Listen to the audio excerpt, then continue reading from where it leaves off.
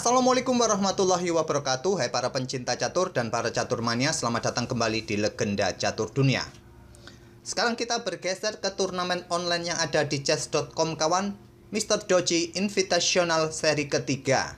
Turnamen ini diikuti oleh 32 pemain kawan dan terbagi menjadi dua pool A dan pool B yang digelar secara online di chess24.com. Dan jika kalian ingin melihat data-data permainannya kawan, tidak ada di chess.com, hanya ada di chess24.com. Kalaupun kalian mencari di Lichess, hanya ada permainan pool B kawan. Permainan Carlsen di pool A ini tidak ada. Jadi kalau kalian ingin melihat permainannya, ya silakan buka website chess24.com. Dan seperti yang kalian lihat, ini ada tampilan diagram langkah ke-44 kawan, permainan Daniil Dubov melawan Carlsen. Dubov kalah kawan di langkah ke-44. Nanti kita akan otak-atik game ini kawan. Dan kita lihat pool A kawan. Pool A ini diisi oleh 16 pemain dan 8 pemain setiap poolnya akan diambil untuk lolos ke babak knockout. Jadi sampai Alan Pichot ini, para pemain lolos: Magnus Carlsen, Daniil Dubov, Rauf Mamedov, Luis Paulo Supi, Grischuk, Vincent Keymer, Jordan Van Forest, dan Alan Pichot ini akan diadu atau bertemu dengan para pemain-pemain yang ada di pool B kawan di babak knockout. Dan game yang akan kita ulas ini, seperti yang saya sebut tadi, saya pilih permainannya Daniil Dubov versus Magnus Carlsen pada babak ke-6 kawan. Seperti yang saya sebut tadi, tidak ada data pada chess.com yang biasanya saya menggunakan papannya chess.com. Kali ini saya menggunakan papannya Lichess kawan. Oke, langkah pertama diawali Dubov yang pegang putih dengan pion E4. Carlsen membalas dengan permainan Sicilian defense dengan pion C5. Dan Dubov memilih variasi tertutup dengan kuda C3. Di sini kawan, ya biasanya pion D6 ataupun juga dengan kuda C6, pion E6 bisa kalian lanjutkan. Carlsen memilih dengan pion H5. Di datanya chess.com ataupun di Lichess, permainan seperti ini tidak pernah ada yang memainkannya kawan. Mungkin dalam game-game online yang tak resmi, mungkin langkah ini pernah dimainkan. Tapi secara resmi di database tidak ada langkah seperti ini, dan ini merupakan langkah baru yang belum pernah dimainkan sebelumnya di langkah kedua ini oleh Carlsen. Cukup menarik, apa ide dari Carlsen langsung bermain cukup ekstrim seperti ini. Dan ini pun membuat putih mempunyai keuntungan di sini kawan. Kuda G berkembang ke E2 merupakan pilihan engine untuk melanjutkan langkah. Dubov memilih melangkahkan kudanya ke peta H3.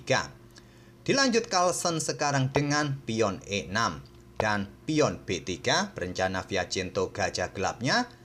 Barulah kuda C6, gajah B2, dan Carlsen melanjutkan dengan pion G5 kawan. Langkah ini terbilang kurang akurat menurut Stockfish. Di sini hitam punya kesempatan untuk dobrak petak pusat dengan pion D5 kawan. Anggap contoh di sini gajah berkembang ke petak B5, kalian bisa mendorong pion ini maju. Ataupun kalau diterima kawan oleh putih pion E pukul pion D5 ini, kalian bisa melanjutkan pukul balik menggunakan pion E kawan. Dan nanti bisa memblokade diagonal gelap ini. Oke, kembali ke langkah aslinya. Jadi Carlsen lebih memilih ekspansi pion-pion sayap rajanya dengan pion G5. Artinya dia membuat tantangan bagi putih untuk membuka diagonal gelapnya, serang benteng kawan. Inilah yang dilakukan oleh Dubov dengan kuda B5. Langkah terbaiknya tadi langsung tekan atau serang dengan pion F4 kawan. Dan direspon oleh Magnus Carlsen, pion E5 dimainkan, blokade diagonal gelap. Gajah C4 lanjut Dubov, coba serang pion F7.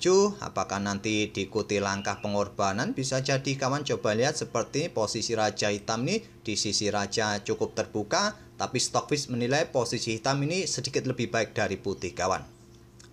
Pion D6 sekarang lanjut Carlsen membuka diagonal terang bagi gajahnya. Mungkin persiapan mencoba serang nanti untuk memancing pion ini didorong kawan. Di sini rokade oleh Daniil Dubov. Dan pion A6 dilanjutkan oleh Magnus Carlsen mencoba usir kuda yang cukup mengganggu.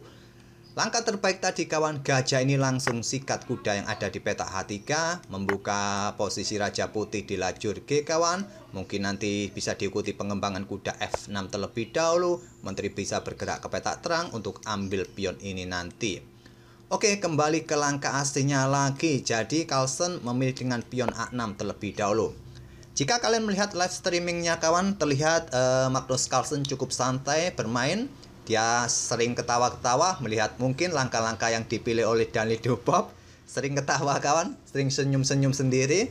Dan di sini sayangnya Daniel Dubov tidak mampu memanfaatkan langkah kesalahan Carlsen pion A6 ini. Dia simpel menarik mundur ke petak C3 kudanya kawan, langkah blunder.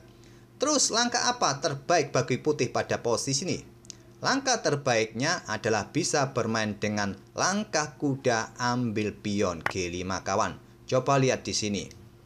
Kalau menteri ambil kuda di sini, kuda bisa melakukan skak garbuan terhadap benteng kawan. Jadi kemungkinan pion A ambil kuda yang ada di petak B5 dengan tempo ambil gajah di langkah berikutnya, kuda akan ambil pion F7 dengan ancam menteri. Menteri bergeser ke petak H4 mungkin. Di sini kuda bisa ambil benteng dan pion B ambil gajah di petak C4. Dan kuda ke G6, ancam menteri kawan, mungkin menteri ambil pion E4, kuda bisa ambil gajah yang ada di petak F8. Cukup liar jadinya kawan, posisi raja akan tetap berada di pusat, ini juga merepotkan bagi raja hitam. Memang terlihat pada posisi ini hitam akan unggul 1 perwira, tapi permainan masih cukup seimbang, salah klik kawan, harusnya ya raja ambil kuda yang ada di F8. Oke, kembali ke langkah aslinya. Jadi, langkah yang cukup natural dipilih oleh Daniel Dubov, menarik mundur kudanya ke petak C3, memilih permainan aman kawan. Tapi coba lihat ini, kuda ini dalam posisi terjebak. Pion siap didorong dan kuda ini terjebak kawan. Dan inilah yang dipilih oleh Carlsen dengan pion G4. Ancam kuda, kuda posisinya sudah terjebak. Dubov bermain dengan pion F4. Mengosongkan ruang kawan bagi pelarian kudanya, tapi jelas diambil langsung oleh Carlsen. Pion G ambil kuda H3. Dan di sini setelah kehilangan 1 perwira sudah jelas sudah berat bagi putih untuk melawan Carlsen setelah kehilangan 1 perwira. Tapi Dubov meluncurkan rudal jarak jauhnya kawan, ambil pion F7 skak. Menteri ke F3 pilihan engine kawan. Pengorbanan ini diterima oleh raja. Raja ambil gajah F7 dan pion F pukul pion E5 open skak. Inilah ternyata rencana dari Daniel Dubov. Raja memilih keluar ke petak G6. Tidak mencoba bersembunyi ke petak-petak ini kawan. Coba kita otak-atik apabila bergeser ke petak E7 ini, maka ancaman berikutnya adalah kuda bisa beraksi. Kalau bergeser ke petak terang ini kawan, bisa dilanjut dengan menteri ke petak F3, ini juga akan memberikan tempo bagi putih untuk keluar menyerang kawan. Oke, kembali lagi ke langkah aslinya. Jadi di sini raja bergerak ke petak G6. Kuda tidak bisa melakukan skak dari petak terang, ataupun menteri juga tidak bisa melakukan skak di petak G4. Masih ada pion, masih ada gajah di sini. Di sini kuda ke D5 terlebih dahulu. Lanjut Daniel Dubov tidak terburu-buru untuk membuka akses pion pukul pion kawan. Seumpama pukul pion terlebih dahulu ya akan memberikan tempo bagi gajah ini bergerak kawan. Ataupun juga persiapan juga ditempatkan di petak G7 untuk mencegah pergerakan kuda untuk open kawan. Kembali lagi ke langkah aslinya. Jadi setelah raja bergerak ke petak G6 ini, Dubov mengaktifkan kudanya terlebih dahulu. Dan pion D pukul pion E5 tidak memberikan kesempatan diagonal ini terbuka kawan. Dan menteri F3 lanjut Daniel Dubov. Melanjutkan pengembangan gajah terang ke petak E6. Coba eliminasi kuda yang bisa saja membuat gaduh di area pertahanan kawan. Di sini menteri G3 lanjut Daniel Dubov. Dan ditantang pertukaran oleh Magnus Carlsen. Kalau tadi Stockfish engine komputer menyarankan raja mundur ke petak H7 kawan. Dan ini pertukaran langsung diladeni oleh Daniel Dubov, menteri pukul menteri G5 skak. Diambil balik oleh raja. Selanjutnya kuda C7 garbuan terhadap benteng terhadap gajah terang. Benteng tidak bisa lagi digeser ke petak E8 karena petak E8 dalam posisi kena garbu juga kawan. Dan di sini Magnus Carlsen merelakan bentengnya, dia bermain dengan pengembangan gajah gelap ke petak D6. Dubov memilih gajah dengan tempo skak. Seumpama ambil benteng dengan ide lari nanti ke petak B6 jika ada serangan dari benteng hitam, pion C4 akan dimainkan oleh hitam kawan. Kalau sekarang kalian lari, gajah C5 kawan skak dan kuda ini akan tewas. Kalau sementara raja kalian geser ke petak H1, maka kuda F6 terlebih dahulu, kuda B6 untuk menghindari ancaman benteng, gajah C5, kuda A4 serang gajah, gajah akan berada di diagonal ini kawan. Dan semua perwira hitam sudah mulai aktif, ini juga cukup mengkhawatirkan bagi putih di langkah-langkah berikutnya. Oke, kembali ke langkah aslinya lagi. Jadi, Dubob lebih memilih gajah terang dengan tempo skak. Raja kembali ke G6 dan benteng F3 dengan ide ditumpuk serang pion H3. Di sini tidak dilanjutkan pion pukul pion yang merupakan pilihan terbaik. Carlsen memilih mengeluarkan bentengnya kawan sesegera mungkin untuk mendapatkan tempo serang kuda. Kuda sudah tidak mempunyai tempat kawan. Tapi Dubob masih ada rencana dengan benteng G2. Artinya dia ambil pion ini sedikit tertunda. Raja ke F6, kuda melarikan diri ke petak G7 berbalik ancam benteng E8 dan di sini benteng F1 skak. Raja bergeser ke E7. Terbuka tantangan pertukaran benteng ditolak oleh Dubob, kuda F5 skak. Raja bergeser ke D7, barulah benteng ambil pion H3. Lanjut Dubob, di sini kuda G berkembang ke petak E7, melanjutkan pengembangan, mengkoneksikan kedua benteng, menantang pertukaran.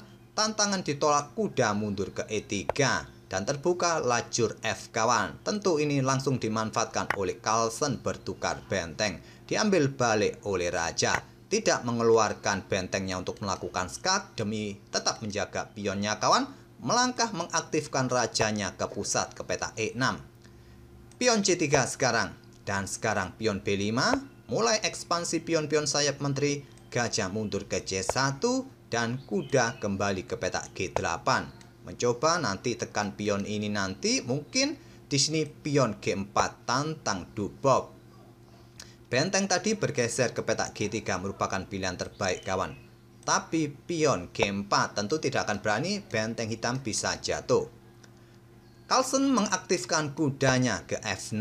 Di sini pion D3 pertahankan pionnya dan pion B4 tantang Carlsen.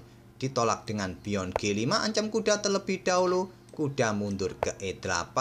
Di sini barulah diterima dengan pion C pukul pion B4. Diambil balik oleh pion C. Mungkin terlihat diambil balik menggunakan kuda untuk mendapatkan tempo di sini kawan. Ya bisa kalian mainkan, tapi kemungkinan kuda akan ke F5. Kalian bisa melanjutkan ambil pion ini terlebih dahulu dengan tempo ancam gajah. Gajah berkembang ke petak D2. Kalian bisa melanjutkan kuda kembali ke petak B4. Kembali ke langkah aslinya. Jadi Carlsen lebih menyukai pion C pukul balik pion B4. Dubob melangkah kuda F5, mencoba pressure gajah, ataupun kontrol peta D4 dari manuver kuda. Kuda E7 tantang Carlsen, lebih baik menantang pertukaran di sini. Stockfish menyukai peta D4 kawan, tapi Carlsen lebih menyukai peta E7. Dan tidak terjadi baku hantam, kuda dipertahankan dengan benteng F3. Selanjutnya gajah bergerak ke C5 untuk pertahankan peta ini kawan. Nanti mungkin kuda ini siap manuver ke peta ini. Mungkin dibalas dengan raja mulai naik juga ke peta E2 oleh Dubob. Benteng naik ke peta H7. Di sini pion H4 pertahankan posisi pion. Walaupun langkah ini kurang kuat, kuda bergerak mundur ke peta G3 merupakan pilihan terbaik. Carlsen memanfaatkannya dengan langkah benteng bergeser ke F7. Pressure kuda ini kawan, dan di sini kuda mundur ke G3, membuka tantangan pertukaran benteng, berencana incar peta H5. Didahului oleh Carlsen pertukaran benteng terlebih dahulu. Setelah diambil balik, di sini pion dipertahankan dengan langkah kuda G7. Kuda ke E2. Dan Carlsen mencoba serang dengan kuda G6 kawan. Incar pion dipertahankan oleh raja G3. Raja hitam juga bergeser ke petak D6. Gajah naik lagi ke petak B2 dan kuda ini bergerak ke petak E6. Karena pionnya sudah tidak ada lagi yang mengancam oleh kuda di G3, kuda mulai beraksi lagi kawan. Apakah nanti di sini menantang pertukaran? Bisa jadi. Dalam permainan endgame semacam ini kawan, Carlsen sudah sangat unggul dengan keunggulan 1 perwira. Harusnya menyerah saja Dubob. Dubob belum mau menyerah karena ini adalah permainan blitz kawan. Mungkin berharap Magnus Carlsen blunder ataupun Daniel Dubob menang waktu. Gajah C1 mundur lagi oleh Daniel Dubob. Sekarang pion A5, pertahankan posisi rantai pion juga untuk membuang tempo kawan. Menunggu tempo dari putih seperti apa. gajah D2. Di sini gajah bergerak ke petak D4 menantang pertukaran. Ditolak gajah C1 membuat langkah mondar-mandir kawan. Kuda manuver ke petak C5, incar pion. Di posisi ini kawan, Danilly Dubov menyerah. Karena pion ini sudah tidak bisa lagi di backup, pion ini pasti jatuh di langkah berikutnya. Ya, kalaupun ingin main seperti langkah gajah D2, kuda ambil pion ini dan seterusnya, pion ini juga rasanya sulit untuk dipertahankan dan seterusnya kawan. Saya rasa tak perlu lagi kita lanjutkan, silakan kalian otak-atik kawan. Itulah kawan permainan Danilly Dubov, di mana dia pada awal-awal game seperti itu tadi. Magnus Carlsen juga bermain dengan variasi-variasi yang belum pernah dimainkan di game-game sebelumnya pada tahap pembukaan dengan pion H5-nya tadi kawan, membuat kerepotan. Pada posisi inilah untuk menyeimbangkan permainan melakukan pengorbanan, walaupun kuda memang terlihat juga tewas kalaupun kuda tadi ke C3 oleh Dubov. Kuda ambil pion G5, pion ambil kuda B5, dan kuda ambil pion F7, yang seperti yang saya sebutkan langkah-langkahnya tadi kawan, akan menyeimbangkan permainan walaupun putih kalah 1 perwira.